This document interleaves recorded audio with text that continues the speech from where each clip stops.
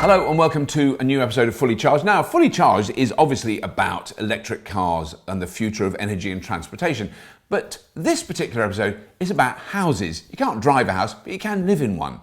And we are still building new houses in the UK, mostly in London and mostly for Russian businessmen.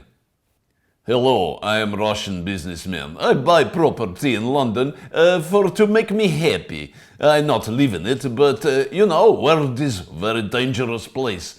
I like bolt hole in case things go up tits. Is that how you say? Up tits, very nice. Very, very happy to have £8 million empty apartment in middle of London in case I need it when shit goes down. But aside from the staggering 417 new luxury tower apartment buildings currently being thrown up in London, very few of these new houses are the sort of homes we should be building. I'm talking affordable zero-carbon homes.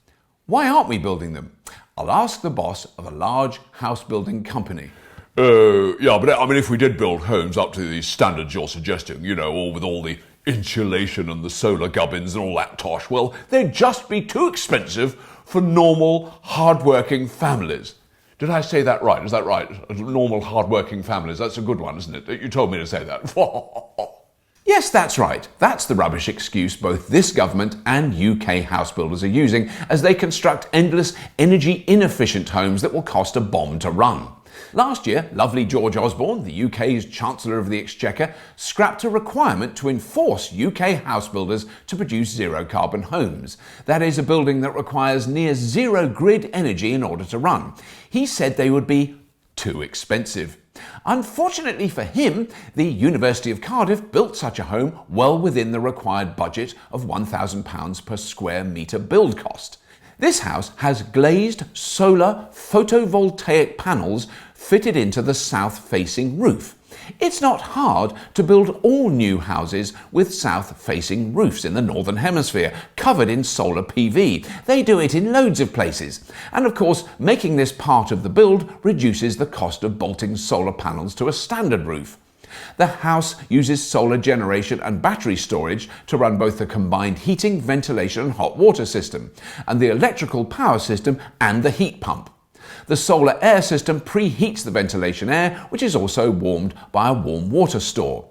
And it costs the same to build as a standard house, which uses loads of grid electricity and gas for heating. But here's the really big difference. The house produces more energy than it consumes, so the new owners will actually have a small income from their house as opposed to massive energy bills. Another example is this house in West Kirby, or as it's said locally, West Kirby. Built 2 years ago and is a bit posh looking, but it is dead cheap to run. In those first 2 years, the family living there has paid £15 a year for all their heating, lighting, hot water and cooking. Now, if you want to find out more, the best thing to do is Google Passive House, or if you're German, Passive Haus. It's a massive global movement. You see, we could build houses that help the grid rather than put more strain on it. And these are houses that don't benefit from having an electric car as a power source. More on that soon. Hello, George Osborne. Are you listening? No, of course not. Are you listening to your mates in the fossil fuel lobbying organisations? Yes, all the bloody time. Oops, sorry, got a little bit political again there. Naughty, naughty me. Anyway, well, that's enough from me. Now, before I go, I just want to say another big thank you to a group of patrons who've been supporting Fully Charged on Patreon at $10 a month or more. And they are Petri Hietanen, Graham Sherlock, Simon Kelly, Petro Larson, David Mills, David Allen, Chris Hewitt, Henrik Bernhardsen, Dave Ahern and Mark Fendley. You're all massive Fully Charged heroes. Thank you very much. And if you have been, thank you for watching.